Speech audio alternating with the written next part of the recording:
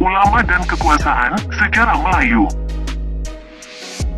Kerajaan Islam Aceh sejak awal punya hubungan erat dengan Timur Tengah. Hubungan dengan Timur menjadi lebih kuat di Kerajaan Aceh pada abad ke-17.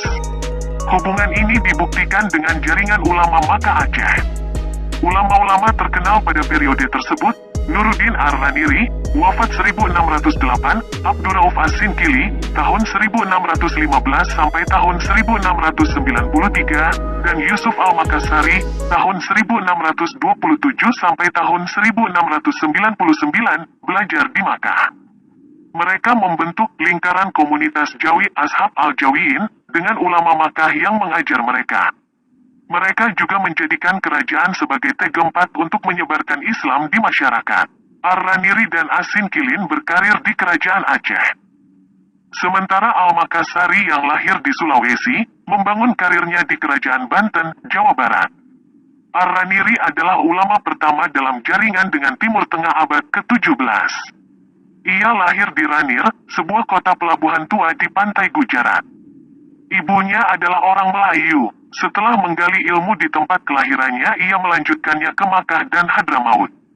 Setelah belajar lama dan menjadi ulama, Ar-Raniri pulang ke Aceh dan diangkat menjadi Syaikhul Islam di Kerajaan Aceh tahun 1637. Ia diangkat Raja Iskandar Sani tahun 1637 sampai tahun 1641. Selama menjabat sebagai Syaikhul Islam ini, ulama ini menulis lebih dari 29 karya. Lihat, Ulama dan Kekuasaan, Jajah Burhanuddin, Penerbit Mizan, 2012. Ar-Raniri bersikap keras terhadap pemikiran Sufi Wahdatul Wujud.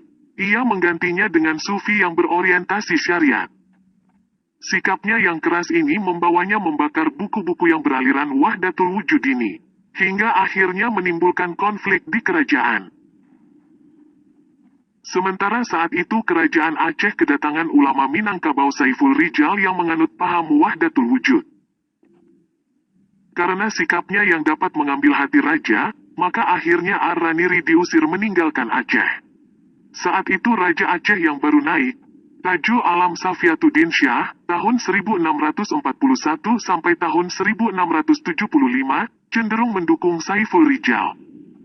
Di tempat pengasingannya, Raniri tetap berkarya dengan menulis. Di tangan muridnya Abdurrauf As-Sinkili, tahun 1615 sampai tahun 1693, pemikiran Ar-Raniri dihidupkan kembali. As-Sinkili bersikap lebih kompromis terhadap paham wujudiyah. Karena itu tahun 1661, setelah ia kembali dari Hijaz, Raja Tajul Alam mengangkatnya sebagai Hakim Agung Kerajaan, Kadi Malikul Adil. Ia menulis buku lebih dari 22 buah. Sedangkan Yusuf Al-Makassari diangkat sebagai Dewan Penasihat Sultan. Ia memiliki hubungan yang dekat dengan Raja Banten, Sultan Ageng Tirtayasa, tahun 1651 sampai tahun 1683. Ia akhirnya menikah dengan anak perempuan Sultan. Bersama Sultan Ageng ia melakukan perlawanan keras kepada VOC Belanda.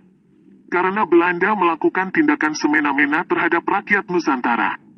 Kembali ke Aceh. Aceh saat itu memang menerapkan syariat Islam. Kerajaan dengan tegas melarang minuman beralkohol, zina, hubungan di luar nikah, pencurian dan uang haram. Kerajaan juga melarang berlakunya riba dalam masyarakat. Karena itu, bila Aceh saat ini kembali mempraktekkan hukum Islam, maka Aceh kembali pada fitrahnya dan menuju kegemilangan Islam.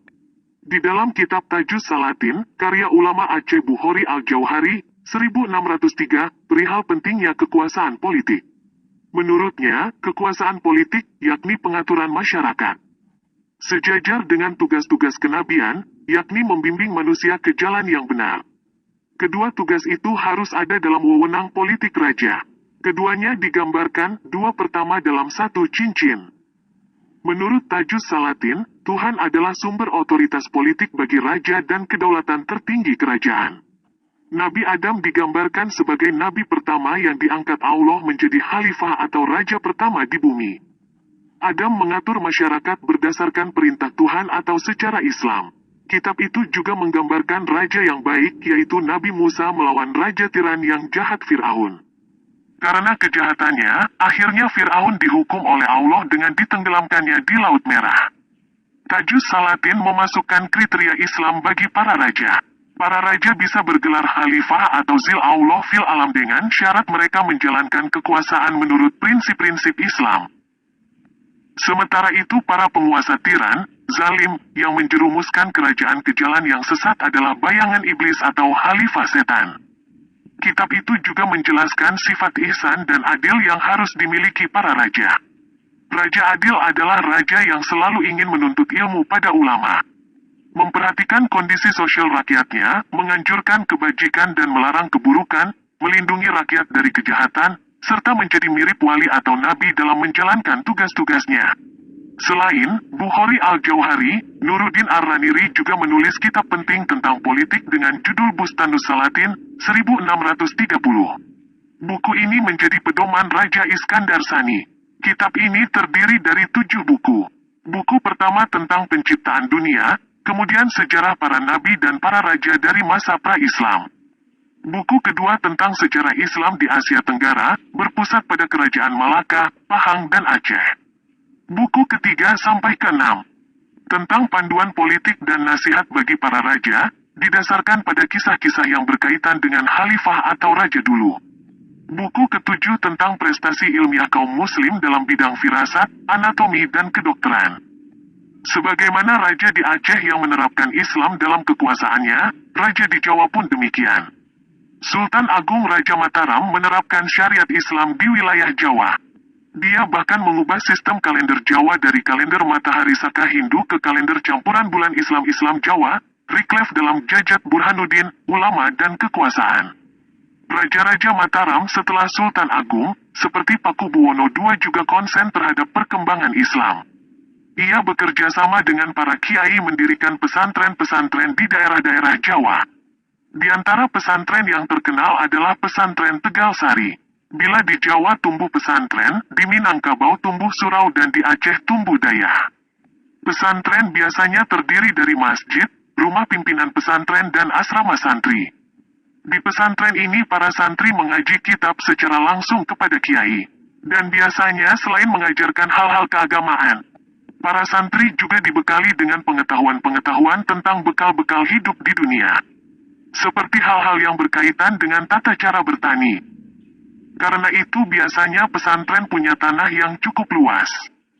Selain pesantren, hal yang membantu dalam penyebaran Islam adalah perjalanan ibadah haji.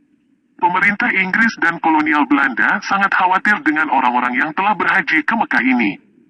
Thomas Stamford Raffles, tahun 1811 sampai tahun 1816, sangat mengkhawatirkan keberadaan para haji ini yang mengancam kekuasaan kolonial. Pada 1664, VOC pernah melarang 3 orang Bugis yang baru pulang dari Mekah untuk mendarat di Nusantara. Alasan VOC, kedatangan mereka ke tengah-tengah bangsa Muhammad yang percaya tahayul di daerah ini memiliki konsekuensi yang sangat serius. Pada 1716, VOC membolehkan 10 orang yang telah berhaji untuk tinggal dengan pengawasan yang ketat. Sementara Raffles dalam sebuah laporannya tanggal 10 Juni tahun 1811 menulis, dengan dalih mengajar orang-orang Melayu tentang prinsip-prinsip agama Muhammad, menanamkan kefanatikan yang sangat intoleran dan membuat mereka tidak mampu menerima suatu jenis pengetahuan yang berguna. Nuim Hidayat, Direktur Akademi Dakwah Indonesia Kota Depok. Sumber suara Islam.id.